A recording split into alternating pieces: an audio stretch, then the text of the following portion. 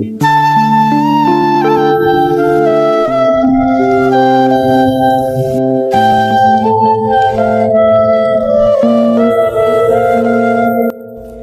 स्वामी समर्थ. तुम्हा सगळ्यांच्या आपल्या स्वामी सूत्र ब्लॉग या चॅनलवर मनापासून स्वागत.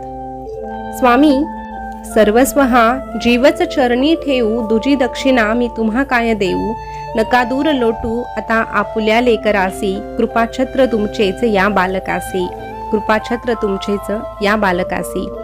स्वामी भक्त हो, स्वामींकडे काही मागायचं असेल तर एकच मागा की स्वामी, तुमच्या चरणांपासून आम्हाला कधीही दूर लोटू नका.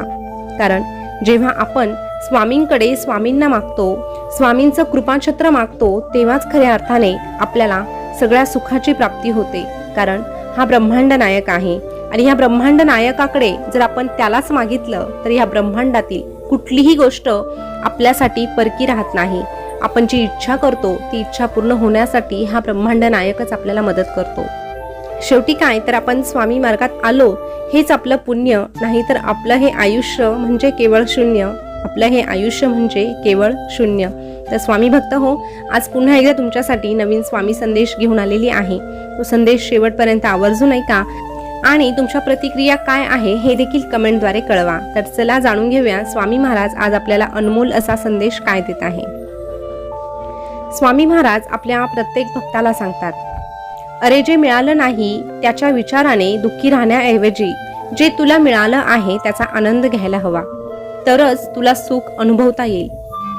जो भूतकाळात जगतो ना तो सतत नकारात्मकतेनं ग्रासलेला असतो आणि जो भविष्याचा विचार करतो तो सतत चिंतेनं ग्रासलेला असतो. खरा सुखी तर तोच असतो जो वर्तमानात जगतो. खरा श्रेष्ठ तोच असतो जो भूतकाळातून अनुभव घेऊन वर्तमानात जगतो आणि मग भविष्याच्या दिशेने वाटचाल करू लागतो. अरे तू रोज माझं नाम घेऊन स्वतःला शुद्ध करत आहेस ना, मग तुला मंगलहून अधिक मंगलमय आम्ही सगळं काही देणारच आहोत. तुझं सगळं काही मंगलमय होणारच आहे. फक्त तू मात्र भूतकाळात अडकण्यापेक्षा वर्तमानात जग आणि हा वर्तमान जगत असताना आमचं नाम घे.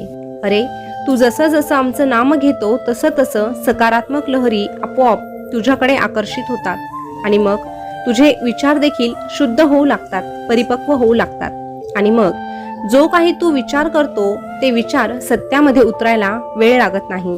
म्हणून तुला सांगतोय, सकारात्मकतेनं भरलेलं मन कुठलीही गोष्ट मिळवण्यासाठी तत्पर असतं.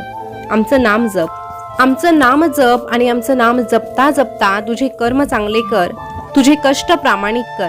नक्कीच तुझ्या प्रत्येक गोष्टीमध्ये आम्ही तुला साथ देऊ आणि प्रत्येक ठिकाणी आम्ही तुला मदत करू.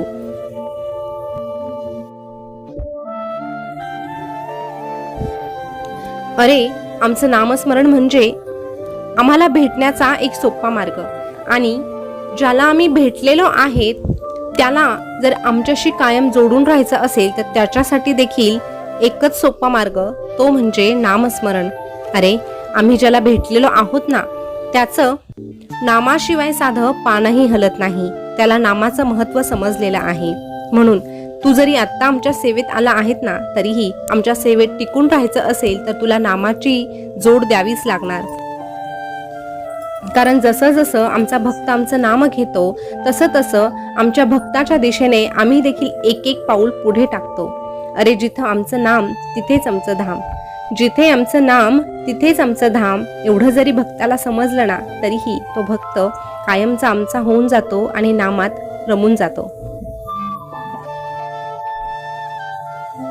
अनेकांना प्रश्न पडतो की नामात काय आहे, पण नामातच तुझ्या जीवनाचा दडलाय अर्थ. नामाविना तर तुझं जीवनच व्यर्थ, नामाविना तर तुझं जीवनच व्यर्थ. एक शब्द आहे नशीब, याच्याशी लढून तर बघ. आणि अजून एक शब्द आहे नाम, ते म्हणजे आमचं नाम स्वामी. अरे ते जपून तर बघ. नशीब बदलवून मनासारख्या गोष्टी तुला मिळवून नाही दिल्या तर मग आम्हाला सांग. आत्म्याचा आवाज परमात्म्यापर्यंत घेऊन जाणारा संदेशवाहक म्हणजे प्रार्थना. आणि ही प्रार्थना जो करतो ना, ह्या प्रार्थनेतून जो आमचं नाम घेऊन आम्हाला साथ घालण्याचा प्रयत्न करतो त्याच्या हाकेला प्रतिसाद देणं हे आमचं कर्तव्य आहे. म्हणूनच तुला सांगतोय, आमच्या नामात तल्लीन हो. आम्हाला तुझ्याकडून कसलीही अपेक्षा नाही. आम्हाला अपेक्षा आहे ती फक्त नामाची निर्मळ भक्तीची, श्रद्धेची. अरे कुठेही कसेही कोणीही घ्यावे स्वामी नाम, मग आम्ही देखील असतो आमच्या भक्तांच्या पाठीशी ठाम. आम्ही देखील असतो आमच्या भक्तांच्या पाठीशी ठाम.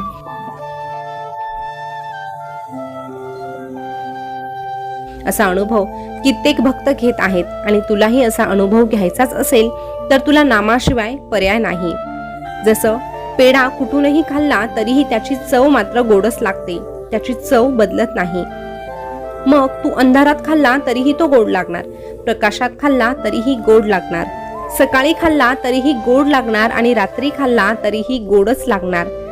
तसंच आमच्या नामाचं आहे. तू कधीही घेतलं, कुठेही घेतलं, कसंही घेतलं तरीही ते आम्हाला गोडच लागणार. आमचं नाम घेण्यासाठी कुणालाही बंधन नाही, कुणालाही अटी शर्तींचा नियम नाही. फक्त आमच्या भक्ताने शुद्ध मनाने आमचं नाम घ्यावं एवढीच आमची अपेक्षा आहे. अरे ज्या भक्ताला आमच्या नामाची ओढ आहे त्याला आमच्या आशीर्वादाची जोड आहे. ज्याला छंद नाही नामाचा तो देह तरी काय कामाचा रे. ज्याला छंद नाही नामाचा तो देह तरी काय कामाचा. तू फक्त तुझं काम प्रामाणिकपणे करत राहा, तुझे कर्म चांगले करत राहा आणि आमचं नाव सतत मुखात ठेव. हे जग काय, जग तर फक्त तुझी दिशाभूल करण्यासाठी आहे. जो या जगात रमला तो तिथेच संपला, पण जो आमच्या भक्तीत रंगला त्याचा उद्धार स्वतः आम्ही केला, त्याचा उद्धार स्वतः आम्ही केला.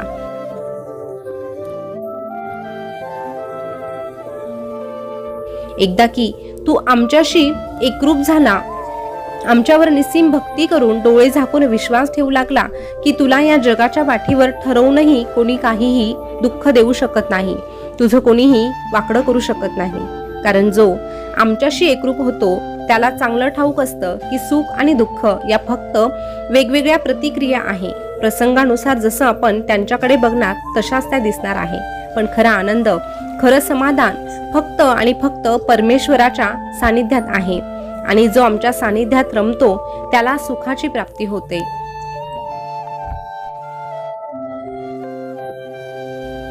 अरे भौतिक सुखाच्या मागे धावता धावता तू जगण्यातील अर्थ काय आहे हे विसरून जातो. जगण्याची खरी मजा काय आहे हे देखील तुला समजत नाही आणि एक दिवस तुझं हे आयुष्य संपूनही जातं. पण हो, तुला हा मनुष्य देह लाभला आहे तर तू सगळ्या सुखाची प्राप्ती करावी असं मलाही वाटतं. तू भौतिक सुख प्राप्त कर, तुला हवं ते मिळव, पण त्यासोबतच संसार करता करता परमार्थ साधायला विसरू नको. अरे परमार्थाशिवाय तुझ्या या जीवनाला काहीही अर्थ उरत नाही. म्हणून संसार तर तुला करायचाच आहे, तुझ्या जबाबदाऱ्याही तुला सांभाळायच्या आहे, पण त्यासोबतच तुला आमच्या सानिध्यात राहायचं आहे. कारण तुझं हे अस्तित्व आमच्यापासून सुरू झालेलं आहे आणि शेवटही आमच्यापर्यंतच होणार आहे. तुझ्या सोबतचं असलेलं आमचं नातं तुझ्या जन्मा अगोदरही होतं आणि तुझ्या मृत्यूनंतरही असणार आहे. म्हणून या भौतिक सुखात रमण्यापेक्षा परमात्म्यात रमायला शिकला तर नक्कीच तुझ्या जीवनाला एक वेगळा अर्थ प्राप्त होईल आणि तुला हा देह 84 लक्ष योनीनंतर मिळालेला आहे त्याचं सार्थकही होईल. म्हणून आमची सेवा कर, आमची भक्ती कर आणि आम्हाला ओळखण्याचा प्रयत्न कर. आणि तुला आम्हाला ओळखायचं असेल तर फक्त एकदा श्री स्वामी समर्थ म्हण. जेव्हा जेव्हा तुझ्या ओठांवर श्री स्वामी समर्थ नाव येतं तेव्हा तेव्हा आम्ही तुझ्यासाठी धावून येतो आणि तुला कायम एकच सांगतो, भिवू नकोस, मी तुझ्या पाठीशी आहे. भिवू नकोस, मी सदैव तुझ्या पाठीशी आहे.